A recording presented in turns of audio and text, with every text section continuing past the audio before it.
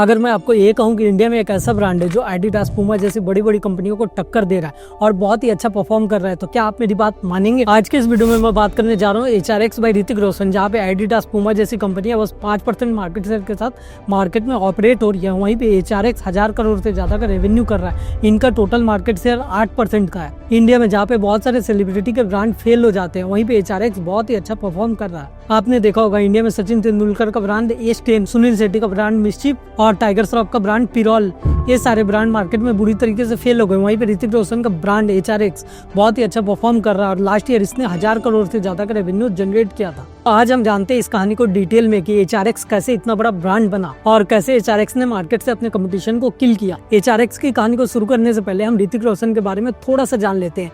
बात है 1995 की, जब ऋतिक अपने करियर के स्टार्टिंग पॉइंट पे थे और वो फिल्म इंडस्ट्री में घुसने की कोशिश कर रहे थे, तो उनके साथ एक बहुत बड़ा हादसा हो जाता है और ऋतिक रोशन को साइक्लोसिस डायग्नोस हो जाता है और जिसके कारण उनकी रीढ़ की हड्डी में प्रॉब्लम आने लगती है। इस बीमारी में स्पाइन एस का शेप लेने लगता है और ये इतनी ज्यादा फैल चुकी थी कि डॉक्टर ने उन्हें फिल्म इंडस्ट्री में काम करने से मना कर दिया था और उन्हें फिल्म छोड़ने की पूरी तरीके से एडवाइस कर दी थी, क्योंकि ना तो आप काम कर पाते और ना ही डांस कर पाते और वो बहुत ही कम फिजिकल एक्टिविटी भी कर पाते थे और ये समय इनकी लाइफ का सबसे ज्यादा डिफिकल्ट पॉइंट था। और तब ऋतिक ना कहीं जा पा रहे थे, ना मूवीज कर पा रहे थे और जिसके कारण उन्हें डिप्रेशन फील हो रहा था। और तब ऋतिक के पास कुछ अलग ही प्लान थे। उन्होंने इस फेज के निकलने के बाद अपना जिमिंग स्टार्ट कर दिया और जिसके लिए इन्होंने एक इंटरनेशनल ट्रेनर को हायर किया। उसके बाद अपने मसल बिल्ड करते चले गए और देखते ही देखते उनका प्रोग्रेस नेक्स्ट लेवल चला गया और उनकी बॉडी अच्छी खासी बन गई। इनफैक्ट कुछ समय में ऋतिक रोशन ने अपनी फिजिक और बॉडी को ऐसा बना लिया कि उन्हें ग्रीक गॉड का टैग दे दिया गया। और ये ऐसा दौर था जब ऋतिक रोशन को लोग उनके बॉडी के कारण ज्यादा जानते थे, ना कि उनके फिल्मों के कारण। और उसके कुछ समय के बाद ऋतिक ने अपनी पहली फिल्म कहो ना प्यार है में परफॉर्म किया और ये मूवी बस 10 करोड़ रुपए में बनाई गई थी और इस मूवी ने 80 करोड़ से ज्यादा का वर्ल्ड वाइड कलेक्शन उस समय पे किया था और ये मूवी बॉक्स ऑफिस पे बहुत ही ज्यादा हिट हो गई और इसने पूरे मार्केट में ऋतिक रोशन की इमेज बदल के रख दी। और उस समय मार्केट में बस दो ही चीजें सबसे ज्यादा हाईलाइट हुई, एक तो ऋतिक की एक्टिंग, दूसरी उनकी फिजिक। और इसके बाद ऋतिक ने इंडिया में जिमिंग को बहुत ही ज्यादा कूल बना दिया था और इसके कारण उनकी फैन फॉलोइंग सबसे ज्यादा बढ़ गई टियर 1 सिटीज में। और इस मूवी के कारण एक ऐसा वेव आया कि इंडिया में लोग पहले से ज्यादा जिम करने लगे और इस मूवी के बाद बहुत सारे लोग इंडिया में हेल्थ कॉन्शियस हो गए। और इसके बाद कोई मिल गया, धूम और क्रिश जैसी बहुत सारी हिट फिल्मों में ऋतिक ने काम किया और जिसके कारण इनका कैरियर बहुत ही तेजी से बढ़ने लगा और इन्होंने अपने कैरियर के साथ साथ अपनी फिजिक पे भी बहुत ही ज्यादा ध्यान दिया। और उसके बाद एक दिन नॉर्मल से इवेंट पे इनकी मुलाकात होती है अफसर जैदी से और इस बंदे की मुलाकात के साथ ऋतिक की किस्मत पूरी तरीके से बदलने वाली थी। बट आखिर कौन था ये बंदा अफसर जैदी? 2005 में अफसर ने एक्सिड एंटरटेनमेंट के नाम से अपनी एक आर्टिस्ट की एजेंसी ओपन की थी, जिसमें कि वो बड़े बड़े एक्टर्स को कंसल्टिंग और मार्केटिंग सर्विसेज प्रोवाइड करते थे और इसी के कारण इनकी मुलाकात ऋतिक रोशन से हुई थी। और उसके कुछ समय के बाद ऋतिक जब जिम में वर्कआउट कर रहे थे तो एक चीज उनके दिमाग में हिट कर जाती है कि इंडिया में बस 4 ही ब्रांड है, नाइकी, एडिडास, पूमा और रिबॉक। और उस समय इंडिया में बस ये 4 ब्रांड की मोनोपोली मार्केट थी। तब ऋतिक के दिमाग में ये ख्याल आता है कि इंडिया में खुद का अपना एक ब्रांड होना चाहिए जो कि इंडियन हो और इंडिया में इंडिया के द्वारा बनाया गया हो। और उसके बाद 2012 में ऋतिक ने अपना ब्रांड स्टार्ट किया HRX और उन्होंने अफसर जैदी को अपने ब्रांड को ज्वाइन करने का ऑफर दे दिया और इसके बाद शुरुआत हुई इंडिया की 1000 करोड़ की ब्रांड की, जिसका नाम है HRX। अब ऋतिक अफसर के साथ मिलकर अपने सपनों को रियलिटी में बदलना चाहते थे और इसके लिए इन्होंने पूरा रिसर्च किया और प्रॉब्लम फाइंड की, उसे नोट डाउन किया, क्योंकि बहुत ही अच्छी तरीके से जानते थे कि कोई भी बिजनेस सक्सेसफुल तभी है जब वो दूसरे की प्रॉब्लम को सॉल्व कर सके। और तब ऋतिक ऐसा नहीं चाहते थे कि वो कोई ऐसा ब्रांड बनाए जो कि बस उनके नाम के कारण चले। वो एक लॉन्ग टर्म ब्रांड बनाना चाहते थे जो कि उनके क्वालिटी के कारण भी चले। और इन्होंने मार्केट को बहुत ही अच्छी तरीके से रिसर्च किया और इनके सामने सबसे बड़ी प्रॉब्लम निकल के आई प्राइस।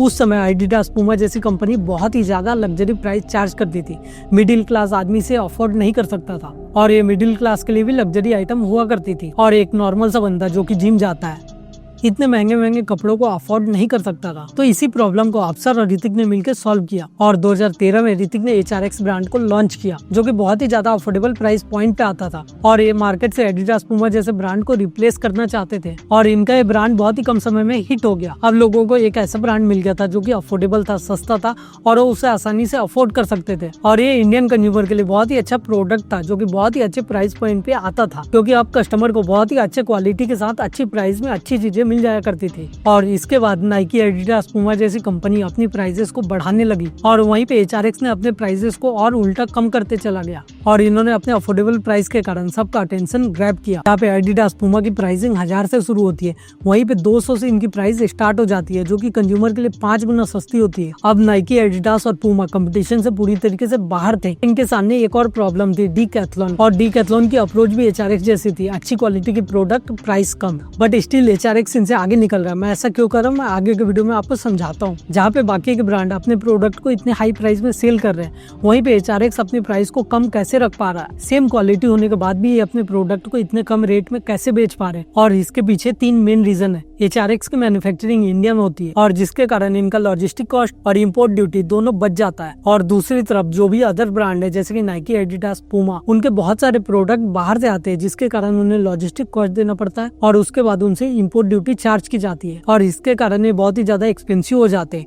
और दूसरा मेन रीजन है मिंत्रा। अगस्त 2016 में मिंत्रा ने ऋतिक से 51% शेयर खरीद लिए थे। इसके बाद HRX मिंत्रा का एक पार्ट बन गया था। इसका सबसे ज्यादा फायदा क्या था? देखो, मिंत्रा ज्यादातर इनका ऑपरेशंस को मैनेज कर रहा था, जैसे कि इन्वेंट्री, मार्केटिंग, लॉजिस्टिक, और इससे ऋतिक और अफजल जयदीप पे बहुत ही ज्यादा फाइनेंशियल बर्डन कम हो गया था। और इसके बाद HRX के प्रोडक्ट बहुत ही कम रेट में प्रोड्यूस हो पा रहे थे और इनका पूरा का पूरा ऑपरेशन ऑनलाइन आ गया। और मिंत्रा जैसे प्लेटफॉर्म होने के कारण इनकी मार्केटिंग कॉस्ट बहुत ही ज्यादा बच गई, क्योंकि नाइकी, एडिडास, पूमा, डीकैथलॉन जैसी कंपनी ऑफलाइन मार्केट में ऑपरेट कर रही थी, जिससे कि उनकी रीच बहुत ही ज्यादा लिमिटेड थी और अलग अलग लोकेशन पे स्टोर खोलने के लिए उन्हें बहुत ही ज्यादा एक्सपेंसिव इन्वेस्टमेंट करना पड़ता था। और वहीं पे HRX ऑनलाइन होने के कारण बहुत ही तेजी से ग्रो कर रहा था और HRX अपने एक्सपेंसेस को भी बहुत ही लिमिटेड रख पाया। और उसके बाद 2016 में ऑनलाइन शॉपिंग में बहुत ही ज्यादा बूम आ गया, जिसका कि HRX ने बहुत ही ज्यादा फायदा उठाया। अब हम तीसरा पॉइंट डिस्कस करते हैं, जो कि है मार्केटिंग। बड़े बड़े ब्रांड अपने प्रोडक्ट को प्रमोट करने के लिए लाखों करोड़ों खर्च कर देते हैं, वहीं पे HRX की कॉस्ट बहुत ही ज्यादा कम थी बिकॉज ऑफ ऋतिक को खुद ही ग्रीक गॉड का टैग मिला हुआ है और इन्होंने अपनी इमेज को कूल जिमिंग बॉय जैसे बना के भी रखी हुई, जिसके कारण इनका बहुत ही ज्यादा मार्केटिंग एक्सपेंस बच गया। और ऋतिक इस टाइप के प्रोडक्ट के लिए परफेक्ट मैन थे, जिसके कि बहुत सारे रीजन है। और ऋतिक खुद से भी अपने बिजनेस को ऑपरेट करते थे और उन्होंने मीडिया में बहुत बार कहा है कि वो HRX का बस फेस नहीं है, HRX उनकी रिस्पॉन्सिबिलिटी है। और यही एक रीजन था कि पहले साल में HRX ने 350 करोड़ रुपए की सेल की थी और ये तो बस शुरुआत थी। उसके बाद 2017 में ऋतिक ने कल्ट फिट के साथ कोलैबोरेशन किया। कल्ट फिट बहुत ही जानी मानी चेन ब्रांड थी, जो कि मोस्टली Tier 1 और Tier 2 सिटी में ऑपरेट करती थी। और ऋतिक की HRX और कल्ट फिट में एक चीज कॉमन थी, जो कि थी फिटनेस। और उसके बाद ऋतिक अपने ब्रांड को लाइफस्टाइल ब्रांड में बदलना चाहते थे और इससे ऋतिक का बहुत ही ज्यादा फायदा हुआ और ऋतिक ने कल्ट फिट में HRX वर्कआउट को लॉन्च कर दिया और जिससे कि उन्होंने अपने ब्रांड को ही नहीं बल्कि खुद को भी प्रमोट किया और इससे इनके ब्रांड की रीच बहुत ही ज्यादा बढ़ गई। लेकिन ऋतिक अपने ब्रांड को और भी ज्यादा एक्सपेंड करना चाहते थे। उन्होंने 2016 में मिंत्रा, 17 में कल्ट फिट और 17 में गोकुल के नाम से कोलैब किया। गोकुल जो कि फिटनेस बैंड और वॉचेस बनाती है, जिसमें हार्ट रेट, बॉडी टेम्परेचर और स्लीप और फिटनेस की बहुत सारी चीजें ट्रैक की जाती है। इसमें और HRX में एक चीज कॉमन थी, जो कि थी फिटनेस। और इस कोलैब ने एक बार फिर HRX को लाइफस्टाइल ब्रांड बनाने में हेल्प किया। और अगर आप ध्यान देंगे तो HRX ने पूरा का पूरा इकोसिस्टम बना लिया है। HRX की क्लोथिंग, जिमिंग और फिटनेस ट्रैकिंग सिस्टम सबके सब HRX के पास है और इन सारे रीजन के कारण HRX 1000 करोड़ की सेल क्रॉस कर पाई है। और साथ ही बहुत बड़े बड़े पॉपुलर ब्रांड जैसे कि नाइकी, एडिडास, पूमा, इन सभी के लिए थ्रेड बन गई है। और ऋतिक ने सबसे पहला सेलिब्रिटी ब्रांड लॉन्च किया, इसे सक्सेसफुल बनाया। आज के समय में ये ब्रांड 1000 करोड़ की रेवेन्यू भी कर पा रही है और इससे हम 3 बड़े लेसन सीख सकते हैं। पहला, सॉल्व द प्रॉब्लम। बहुत सारे सेलिब्रिटी ब्रांड कोई भी प्रॉब्लम सॉल्व नहीं करते हैं, बस अपने फैंस को लूटने में ध्यान देते हैं। और दूसरा, बिजनेस में फेस वैल्यू को यूज किए बगैर इन्होंने अच्छी क्वालिटी प्रोवाइड की, इन्होंने कस्टमर को वैल्यू दिया, जिसके कारण लोग इनके प्रोडक्ट खरीदने लगे और इन्होंने अपने ब्रांड को अपने पर्सनल स्टोरी के साथ कनेक्ट किया। ऋतिक को HRX का आइडिया तब आया जब ये अपने इंजरी को फेस कर रहे थे और वो अपने कमबैक की तैयारी कर रहे थे। और उसके बाद जब मार्केटिंग की बारी आई तो ये अपनी कहानी बनाने के सिवाय इसे अपनी स्टोरी के साथ कनेक्ट करते चले गए और जिसके कारण ऑडियंस इनसे बहुत ही इमोशनली कनेक्ट हो गई। और तीसरा, इन्होंने लाइफस्टाइल को बेच दिया। Red Bull, Nike, Coca Cola जैसे भी प्रोडक्ट आपको अपने प्रोडक्ट के साथ इमोशन बेचते हैं। जैसे कि कोको कोला का मोट हैप्पीनेस सेल करना है, नाइकी लोगों को मोटिवेशन और एस्पिरेंस बेचना चाहती है, वैसे HRX ने एक लाइफस्टाइल ब्रांड एस्टेब्लिश किया और ये आपको लाइफस्टाइल बेच रही है। तो this is the story how Hrithik Roshan build HRX। अगर आपको वीडियो पसंद आया तो इस वीडियो को लाइक, शेयर और चैनल को सब्सक्राइब जरूर करें।